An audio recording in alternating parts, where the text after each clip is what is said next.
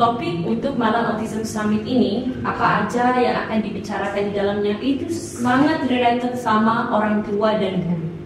Jadi mereka itu ada training itu saya spesifikkan untuk guru-guru. Jadi mereka itu bisa mempelajari cara mendeteksi anak autis bagaimana, terus bagaimana menguruskan anak autis dalam classroom ketika mereka tantrum, ketika mereka agresif, dan bagaimana mereka bisa membantu supaya kognitif anak ini lebih cepat, lebih baik, dan bagaimana mengajarkan mereka untuk lebih berkomunikasi. Dan untuk orang tua itu saya bikinkan mereka general conference.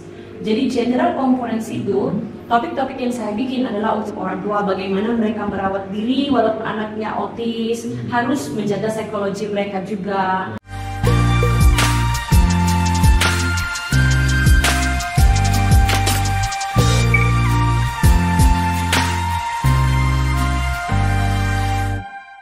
Assalamualaikum warahmatullahi wabarakatuh, teman-teman sekalian. Jumpa lagi di Tubuh Inspirasi, memberikan inspirasi untuk orang-orang yang Islami.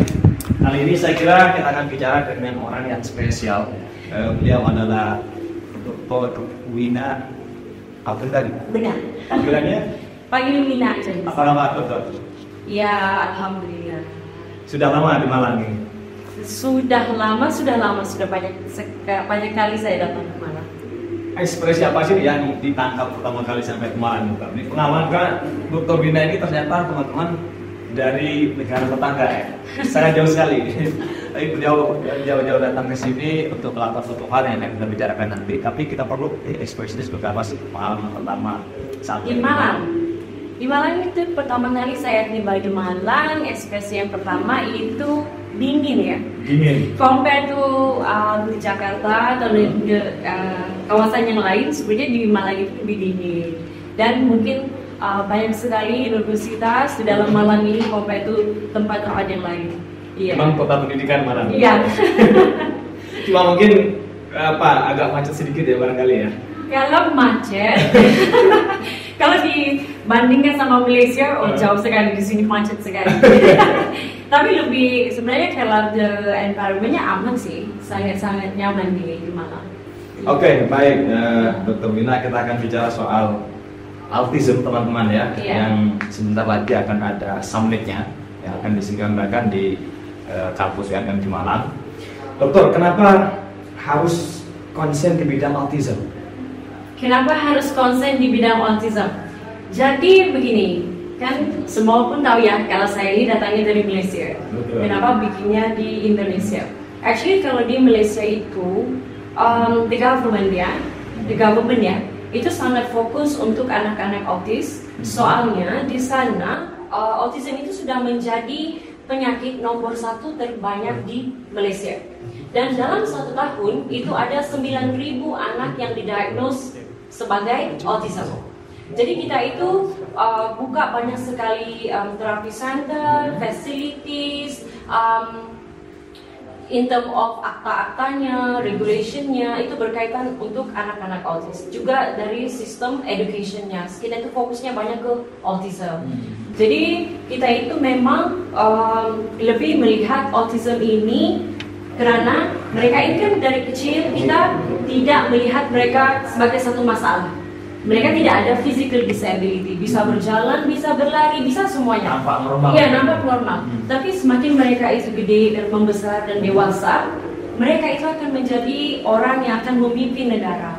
Jadi kita itu harus persiapkan mereka sebelum mereka menjadi dewasa dan mempunyai tanggung jawab sendiri. That's why di Malaysia itu sangat fokus on autism karena statistiknya yang semakin meningkat. Dan kalau dilihat juga bukan hanya di Malaysia ataupun di Indonesia saya rasa, tapi the whole world, satu dunia ini sudah memang membincangkan ke peningkatan statistik anak yang ada autism ini. Dokter, itu ada perbedaan nggak sama anak idiot autism? Sama anak yang biasa. Idiot itu apa ya? Punya gejala juga yang kalau menurut orang kita itu kekurangan intelektualitasnya. Oh gitu, oke. So sebenarnya dia seperti ini. Autism spectrum disorder itu jatuh di bawah satu condition yang kita panggil learning disability. Jadi learning disability ataupun ketidakupayaan untuk mempelajari sesuatu, di bawahnya itu ada berbagai jenis kondisi lain. Autism, ADHD, dyslexia, mungkin yang tadi dibilang mungkin ada mental retardation atau kelainan akal. Jadi ini semua di bawah satu nama yang dipanggil learning disability. Jadi salah satunya itu autism. Jadi yang tadi Bapak bilang itu Mas bilang itu tidak sama. Oh, menyebutnya idiot. Iya. Jadi tidak sama. Autism ini berbeda. Autism ini lebih kepada perkembangan otak mereka yang tidak sama seperti orang normal yang lain. Jadi apa yang kita bisa lihat dari segi tingkah mereka juga sangat berbeda. Kalau penyebabnya apa dokter? Ya kalau ditanya sih sampai ke hari ini ya, research yang dibikin ataupun research yang kita bisa lihat kalau kita biasa Google semua itu, memang sampai ke hari ini dan yang sampai apa punca utama autism ini terjadi. Tetapi konteks aktor yang menyumbang kepada terjadinya autism itu tidak bisa jelaskan. Tetapi kenapa autism ini terjadi itu tidak ada yang tahu. Makanya sampai ke hari ini autism itu tidak ada obatnya yang bisa menghilangkan autism. Iya. Jadi depresi treatment itu adalah terapi sebenarnya. Tapi masih ini dokter apa ya? Masih bisa diselamatkan apa ya? Ketika dan punya gejala autism itu, kira-kira yang bisa dilakukan oleh orang-orang di luar itu apa? Sebenarnya saya tidak suka untuk menyampaikan ini, tetapi autism itu adalah satu lifelong condition, di mana autism ini tidak akan sembuh sampai bila-bila. Even sampai dia sudah meninggal pun, dia masih membawa autism itu dalam dirinya. Tetapi dengan bantuan terapi ini, jika kita melakukan terapi dari umur yang masih muda, contohnya 18 bulan, kita sudah mendeteksi anak saya sepertinya ada gejala-gejala seperti ini. Jadi terapi itu dimulainya lebih awal. Jadi kalau terapi itu dimulai lebih awal, terapi yang konsisten ini bisa membantu sehingga 80% untuk menjadikan anak ini lebih independen. Tetapi ciri-cirinya seperti eye contact yang tidak ada atau mereka pada hand clapping, mungkin dia akan bawa sampai di dewasa. Tetapi anak yang ada autism ini, mereka masih bisa mungkin masuk dari bersegi, belajar, mereka bisa berkahwin ke family, bisa punya anak, bisa berkarir, bisa. Tetapi mungkin ketika sudah mereka berkahwinnya, dan suami atau istrinya, dia bisa merasakan kok suami saya sepertinya, kenapa ekspresinya sepertinya kalau saya ngomong sesuatu yang lucu kok dia tidak ketawa ya, atau kalau saya ngomongin sedih, bengkak sedih kok dia mukanya seperti itu aja, tidak ada ekspresinya. Jadi kind of kriteria karakteristik seperti ini dia akan bawa. Ada satu baca tadi di Bandung katanya karena autism ini tidak suka kita diri dengan orang tertentu. Ya. Anak ini kan seharusnya Superman gitu kan. Ya. Tapi anak autism katanya tidak suka mengidentikan diri seperti itu. Kalau tidak ketika. Iya. Jadi anak autis ini anak-anak mungkin cuma anak autis ya. Anak-anak mereka ini mempelajari segala skill atau ability mereka itu semua mereka pelajari melalui bermain. Anak autis mereka ini tidak punya skill bermain. Jadi kan anak-anak itu kalau ikut the development-nya, anak akan melalui imaginary game. Maksudnya imaginary game dia akan membayangkan saya seorang Superman, saya seorang Batman. Ya, tapi anak autis tidak punya itu. Mereka itu ada yang dipanggil dunia sendiri. Mereka halusinasi.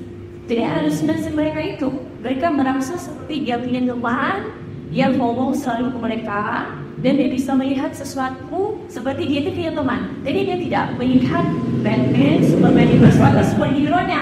Dia malah tertarik sama suara-suara yang dia dengar.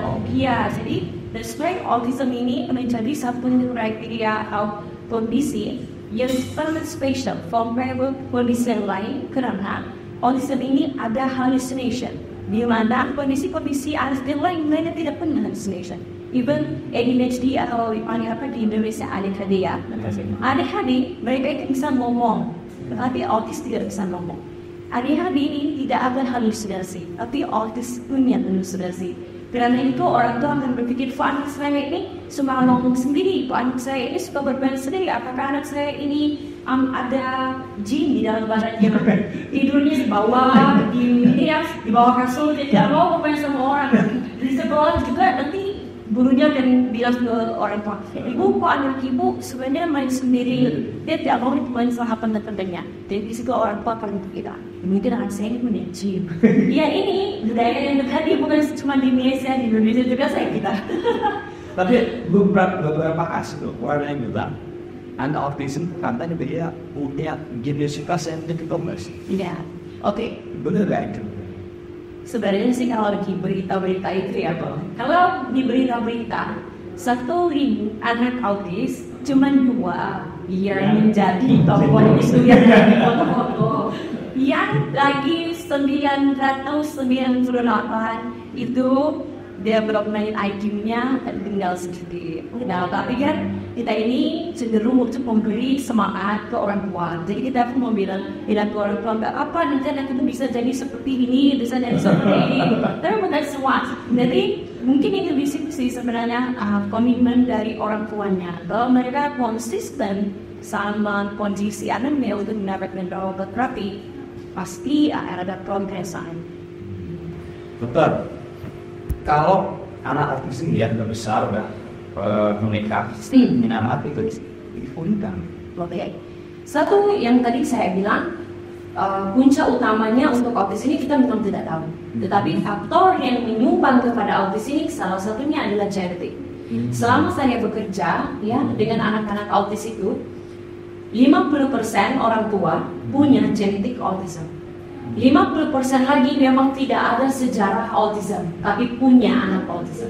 Ya, jadi genetik itu hanya faktor yang mengkontribut saja. Bukan iya, 50-50. Jadi bukan mereka merasa saya tidak punya genetik autis, jadi saya tidak mungkin untuk mendapat anak autis tidak. Iya, tidak. Malah. Itulah yang kemudian membuat acara Malang Autism Summit.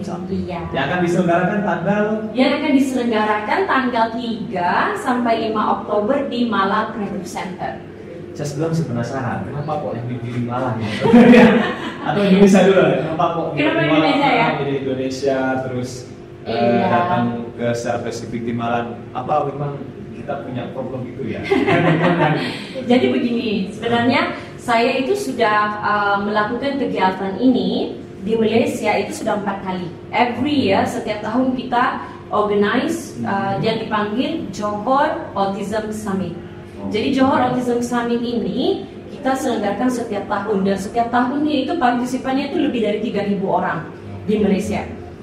Oke, jadi tahun lepas itu saya bikin JAS di Malaysia. Ternyata 40% dari partisipannya itu dari Indonesia. Jadi mereka ini bikin satu meeting ya, menjemput saya. Apa Dr. Wina bisa tidak meeting sama kita? Kita mau membahas soal autis. Jadi saya ketemu sama mereka, duduklah, ada dokter, ada guru, ada terapis juga ada ketika itu. Jadi kita ngomong gini. Jadi mereka minta ke saya, apa bisa Dr. Wina kita bikin summit ini di Indonesia? Soalnya di Indonesia mungkin kurang dari segi kesadaran orang tua, awareness-nya masih kurang. Jadi apa kita bisa bikin di Indonesia aja? That's why saya bilang ke mereka, oke. Oleh karena mereka sudah meminta seperti itu, jadi saya bikin di Indonesia tahun ini. Jadi saya tidak bikin di Malaysia, saya bikin di Indonesia. Iya. Dan pilihnya Malang. Dan pilihnya Malang. Mana ceritanya dokter bisa pilih Malang itu? Ya, mungkin dari populasinya ya, dari segi population of the penduduknya. Mungkin di Malang itu salah satu populasi yang tertinggi. Keluar masuk penduduknya mungkin juga disebabkan oleh university yang terlalu banyak pertukaran penduduk di situ. Jadi saya rasa Malang adalah satu tempat yang sesuai untuk kita bikin di summit. Mungkin starting point, siapa tahu nanti tahun depan atau kedepannya kita bikin di Jakarta atau di Surabaya atau di Semarang begitu. Betul, itu boleh diceritakan nanti konsepnya kayak apa sih album summit ini? Malang Autism. Misalnya kalau kita berikut nih, kritik apa aja yang bisa kita dapatkan sebenarnya. Iya. Jadi Malang Autism Summit akan diselenggarakan 3 sampai 5 Oktober. Jadi activity yang ada di Malang Autism Summit ini termasuklah training, terus ada general conference, terus ada practical hands on, ya. Terus kita ada juga buka booth. Jadi di sini target partisipan kita itu sebenarnya lebih ke orang tua dan guru-guru. Saya ini sebelum saya melakukan Malang Autism Summit, saya itu sudah keliling satu Indonesia. Dari Riau sampai ke Lombok, saya sudah pergi. Saya orang Indonesia. Saya pergi ke semua kawasan ini dan saya itu memberi training atau seminar untuk guru-guru.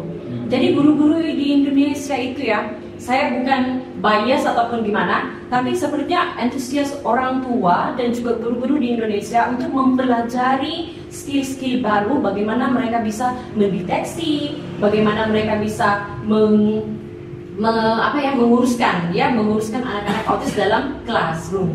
Jadi saya ini bikin topik untuk Malang Autism Summit ini, apa aja yang akan dibicarakan di dalamnya itu sangat related sama orang tua dan guru. Jadi mereka itu ada training itu saya spesifikkan untuk guru-guru. Jadi mereka itu bisa mempelajari cara mendeteksi anak autis bagaimana, terus bagaimana menguruskan anak autis dalam classroom ketika mereka tantrum, ketika mereka agresif, dan bagaimana mereka bisa membantu supaya kognitif anak ini lebih cepat, lebih baik, dan bagaimana mengajarkan mereka untuk lebih berkomunikasi walaupun mereka punya halusinasi. Jadi ini training antara topik-topiknya. Dan untuk orang tua itu saya bikinkan mereka general conference. Jadi general conference itu topik-topik yang saya bikin adalah untuk orang tua, bagaimana mereka merawat diri walaupun anaknya autis, harus menjaga psikologi mereka juga. Terus penting sekali itu ya. Iya, jadi untuk mengelakkan orang tua juga dari mendapat depresi ya, stres yang terlebih, soalnya kita ini manusia mustahil tidak punya ujian ya. Kita itu punya kesulitan-kesulitan masing-masing. Ini pula ditambah sama kita punya anak autis. Jadi saya itu fokusnya ke bagaimana saya bisa memberi ilmu ke orang tua supaya mereka lebih bisa melihat untuk memastikan diri mereka itu sehat, mereka itu baik-baik saja. Jadi baru mereka bisa membantu anaknya. Kalau mereka sakit gimana? Siapa yang mau melihat anaknya? Dan topik-topik di general conference itu juga saya fokus untuk bagaimana mereka bisa melakukan terapi di rumah, home program. Jadi bukan hanya di therapy center, tetapi juga mungkin di rumah mereka bisa melakukan. Terus saya juga ada membahas berkaitan dengan diet anak berkaitan dengan autis. Soalnya anak autis ini sangat picky eater. Mereka ini memilih makanan. Ada anak yang cuma makannya ayam goreng, nasinya tidak mau, mie tidak mau, sayur tidak mau, buah tidak mau. Jadi saya itu membahas juga diet, bagaimana supaya anak ini segala nutrisinya terpenuhi seperti itu. Dan untuk guru-guru dan orang tua juga saya bikinkan satu konsep untuk praktikal. Jadi mereka sudah belajar teorinya di training dan general conference, maka mereka bisa ke bagian praktikal untuk melihat sendiri. Oh, begini melakukannya. Soalnya nanti di bagian praktikal itu akan ada anak-anak autis di dalamnya. Langsung praktek langsung. Iya, langsung praktek bersama dengan terapis dan guru-guru yang expert in autism behavior. Iya, dan kita itu menyediakan juga booth. Jadi booth itu ada komunitas-komunitas di Jawa Timur, di Jawa Tengah akan datang juga. Terus in term of therapy services, apa aja terapi-terapi yang tersedia di Malang. Jadi kind of information ke orang tua. Jadi ketika mereka itu mempunyai anak autis, mereka tidak merasa lah cuman saya yang punya anak autis, ataupun mereka merasa buntu punya anak autis. Apa yang harus saya lakukan, ini gimana? Dan satu lagi yang juga ada di Malang Autism Summit, yaitu gratis untuk consultation. Jadi gratis konsultasi. Iya, gratis konsultasi. Berapa kali, dokter? Yang ini konsultasinya ini kita provide to orang tua. Jadi orang tua bisa bawa anaknya untuk kita screening. Jadi screeningnya itu free, assessmentnya free. Kita bilang ke orang tua, anak ibu sepertinya memerlukan ini, dan bisa juga di psychologist konsultasi ke orang tuanya ya untuk explain nanti ibu jangan terlalu stres, bagaimana menangani stres for example. Jadi itu untuk dia screening itu semuanya gratis. Tinggal lagi orang tua datang bawa anaknya untuk di screening seperti itu. Wah, ini Keren sekali teman saya. Para bapak mungkin maknya juga bapak. Iya, bapak juga, iya. Bapak juga. Bapak ibu mungkin yang untuk punya anak ayah punya gejala itu. Iya. Saya kira sebaiknya untuk bersama-sama belajar bareng nanti ya di mana Betul. autis. Iya. Kalau para akademisi apa boleh ikut nanti?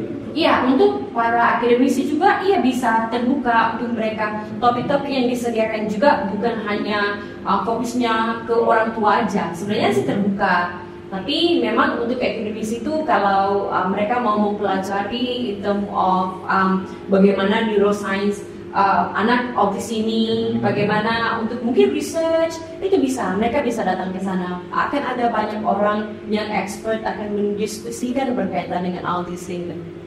Iya. Ini termasuk dari luar negeri boleh dokter ya? Iya, jadi kita itu memang ada mengantar undangan juga ke Filipina, ke Malaysia, di Singapura juga ada, dan Thailand juga.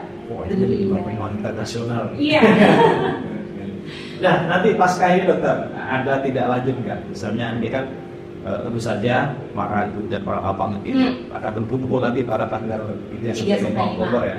Mereka bisa jadi kan bikin komunitas dan seterusnya. Iya. Ada tidak lanjut lain nggak nanti dokter setelah?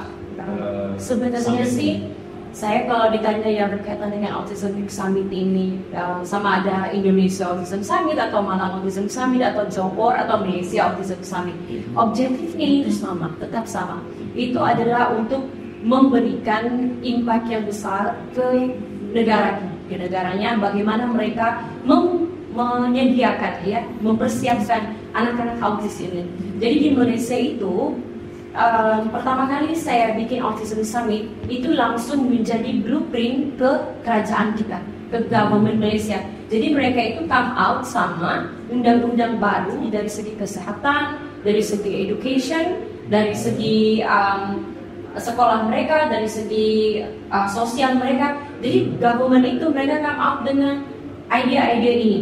Sebelum anak masuk ke sekolah, mereka itu harus di screening. Adakah mereka ini mempunyai gejala autis atau tidak, atau mempunyai gejala ADHD atau tidak. Jadi guru mereka itu sebelum menerima pelajarnya, mereka sudah mendapat ide, oh anak ini sepertinya autis, jadi harus diasingkan di kelasnya di sini. Kalau sebelum ini di Malaysia, semua anak itu register ke sekolah dicampur semua. Jadi setelah just itu terjadi, mereka sekarang di government itu come up dengan sebelum anak masuk sekolah semua wajib screening. Jadi kita sudah bisa mempersiapkan sebanyak ini anak autis. Jadi mata pelajarannya juga sudah kita bisa bedakan. Dan di Malaysia juga mereka itu come out dengan anak yang ada autis, mereka ada kartunya. Jadi kartu mereka itu setiap bulan mereka akan mendapat uang ataupun allowance. Allowance apa ya di Indonesia? Allowance itu beasiswa. Iya, beasiswa seperti itu. Jadi every month mereka itu akan menerima uang itu, dan uang itu akan digunakan untuk terapi mereka. Nah, jadi ini sama sebenarnya. Kenapa saya bikin Malang Autism Summit di Indonesia?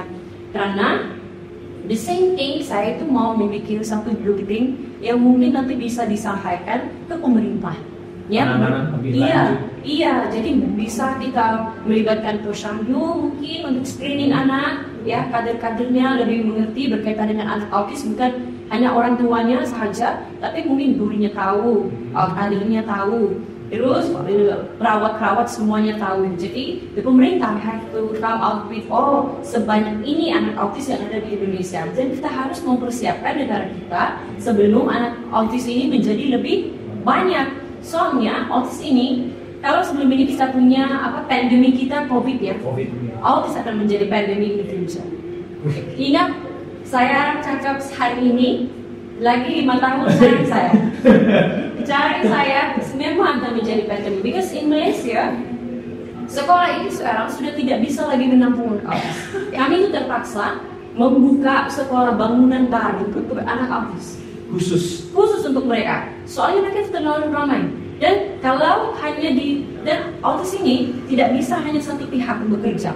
Dia harus dari pemerintah, dari orang tua, dari dokternya, dari terapisnya, dari gurunya. Ini harus sama-sama holistik membantu anak autis ini. Karena even yang kita melihat anak autis ini cuma tidak bisa ngomong, nggak apa-apa. Tidak bisa ngomong, dia akan hyperactive, dia akan tantrum. Ini akan memberi impact ke psychological Psikologi orang tua akan terganggu, adik beradiknya akan terganggu. Belum lagi orang tua yang punya masalah financial, ya, overload di rumah. Iya, overload di rumah. Terus yang memang masalah keuangan, bagaimana saya mau mengantar anak saya terapi, uang saya tidak punya.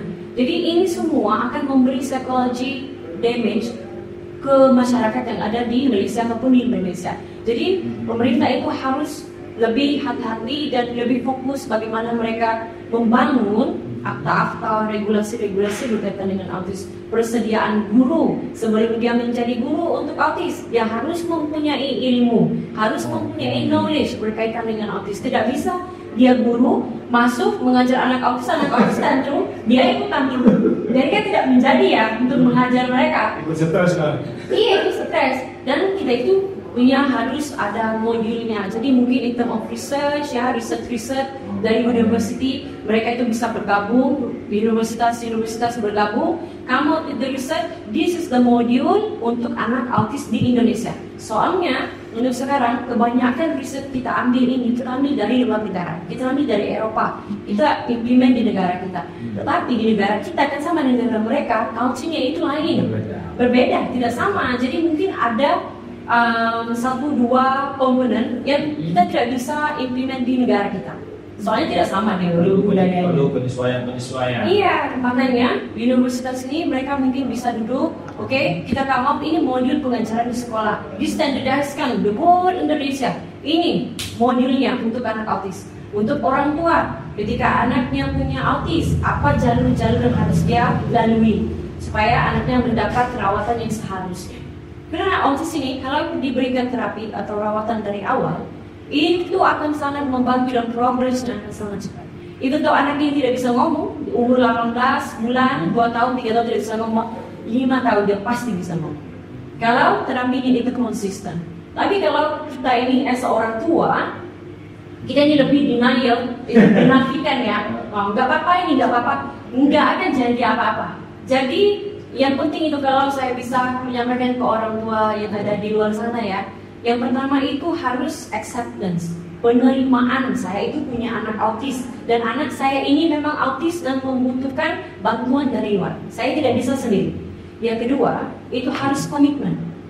Komitmen ketika anak saya ini autis, ini terapi-terapinya, ini rawatan-rawatannya harus saya benar. Harus saya membantu dia untuk go through all the process supaya dia itu improve. Kita itu tidak bisa menjadi gimana ya? Saya mungkin untuk orang tua mereka harus berpikir ketika kita sudah tua nanti, mungkin kita akan tutup mata terlebih dulu dari anak kita. Jadi anak kita ini gimana? Jadi at least mereka mempersiapkan anak ini tidak semestinya anak ini menjadi dokter, saintis, lawyer, insinyur, gak apa. Yang penting anak ini bisa independen. Dia bisa menghidupkan dirinya sendiri, tidak mengganggu, memberikan kesusahan ke orang lain. Ya itu aja sebenarnya.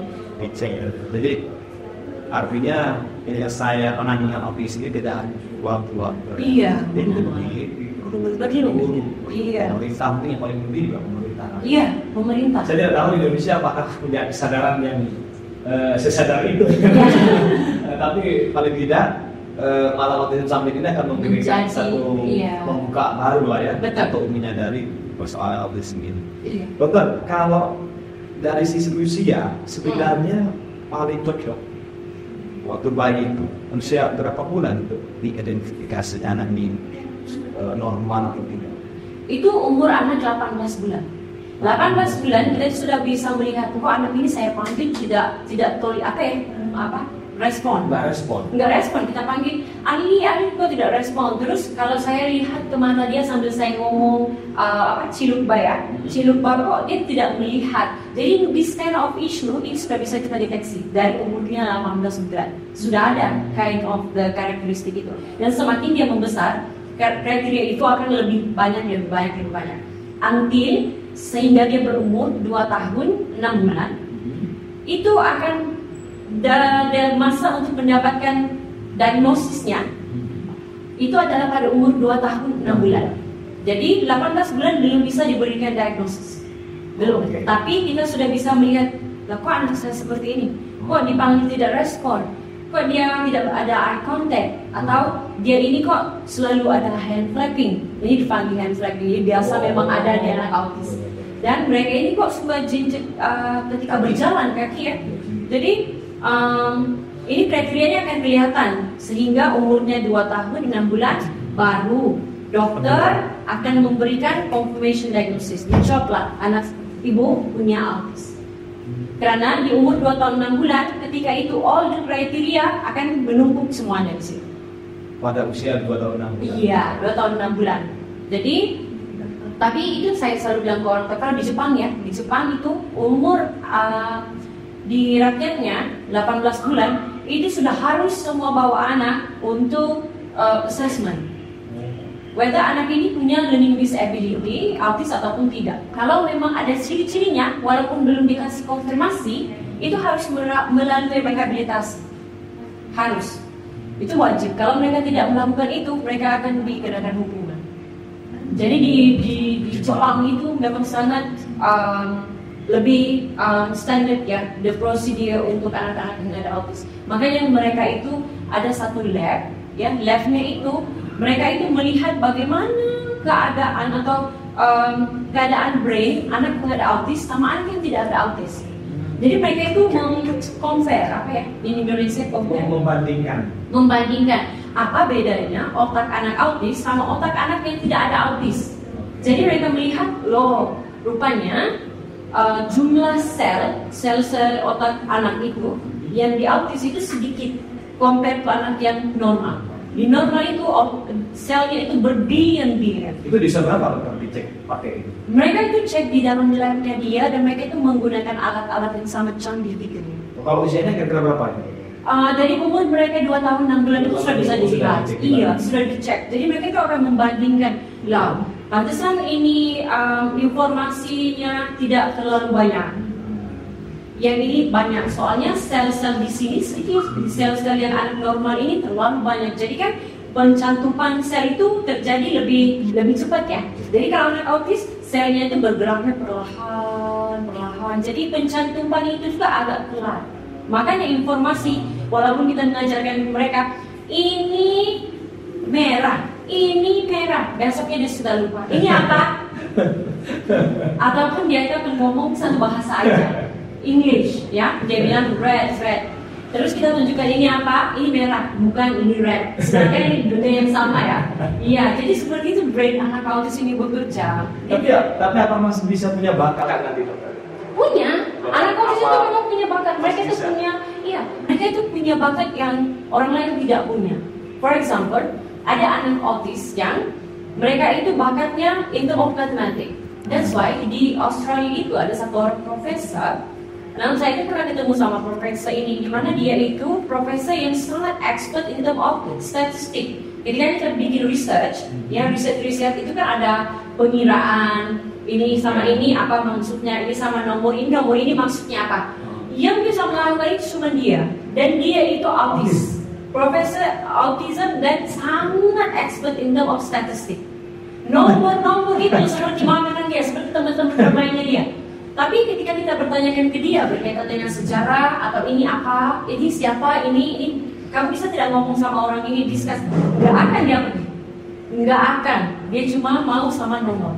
Tapi itu dia bisa jadi profesor yang sangat expert dalam statistik. Jadi ketika dia itu memberikan seminar ya, dia as narasumber, right? Jadi dia itu memberikan materinya, dia itu tidak ada eye contact sama orang yang ada di situ. Dia cuma tengok ke bawah, tapi sambil menjelaskan gitu. Dan ada topinya. Jadi dia itu merasa selamat sama topinya. Makanya kalau topinya dicabut, anak-anak autis ini, kalau mereka itu suka pegang mobil-mobilan, merasa selamat, bantal, mereka pegang gitu ya. Jadi mereka tanya, kok anak saya ini maunya pegang mobil, kalau diambil marah, kalau diambil tantrum. Soalnya mereka itu merasa selamat jika ada yang dipegang. Sama yang profesor tadi, pakai topi sambil ngomong tapi ke bawah. Tapi slide-nya ini yang dia ngomong ini sama. Iya, jadinya saya ketemu sama beliau, saya tanya. Jadi bagaimana dia bisa sangat expert berkaitan sama non-mobil. Jadi dia bilang itu satu kelebihan yang anak autis punya. Dan anak autis ini sebenarnya sangat pintar. IQ mereka itu tinggi. Cumanya kita ini sebenarnya orang yang biasa-biasa aja. Kita itu biasa-biasa aja, tapi karena kita ini banyak, kita ini majority dan mereka ini minority, makanya kita tidak bisa menerima mereka. Karena mereka tidak tahu untuk berbicara, halo saya ini, dia tidak bisa memulai the interaksi itu, mereka tidak pandai, mereka tidak tahu bagaimana caranya. Ya, tapi kalau in terms of IQ, if dia sudah fokus ke nomor itu, ini semua dalam tangan dia bisa fokus lebih mengalahi orang yang normal kali. Iya, benar. Dan ketika mereka itu bisa menggambar, gambarnya ini bisa dijual sampai ratusan ribu kalau di Eropa. Karena gambar yang mereka gambar itu, gambar yang bermain dalam imajinasinya dia, di halusinasinya yang kita itu tidak punya. Ya, tapi karena mereka ini minority dan tidak bisa berbahasa seperti kita, jadi kita menganggap kalian ini ada masalah, kalian ini abnormal. Sedangkan yang abnormal itu kita. Tapi kita ini kan banyak majority ya. Seperti itu. Artinya masih bakat-bakat itu bisa dikembangkan. Bisa dikembangkan kalau kita itu bisa mengenal pasti dari awal. Ya, dan mereka itu akan dengan sendirinya bisa bermain alat musik tanpa melihat kita, tidak ada kontennya. Dia cuma bermain alat musik, tapi bisa menghasilkan musik yang sangat bagus. Iya. Jadi istimewa juga sebenarnya ya. Sangat istimewa. Sangat istimewa. Baik, saya kira demikian perbincangan sama Dr. Wina. Tentu pembahasan tentang autis ini tidak selesai. Ya. Sangat banyak, sangat luas. Karena itu para penggemar sekalian, penonton Ibu Inspirasi, silakan nanti bergabung dengan Dr. Wina di acara Malang Autism Summit pada tanggal 3 sampai 5 Oktober mendatang. Silakan daftarkan segera diri Anda, terutama bapak-bapak, ibu-ibu yang mungkin punya anak dengan gejala-gejala yang tadi sudah dijelaskan oleh Dr. Wina. Selamat bertemu dengan Dr. Wina di tanggal tersebut. Silakan nanti konsultasikan di Anda. Terima kasih Dr. Wina sudah datang ke Tubuh Inspirasi untuk menjawab banyak hal. Semoga lancar. Amin.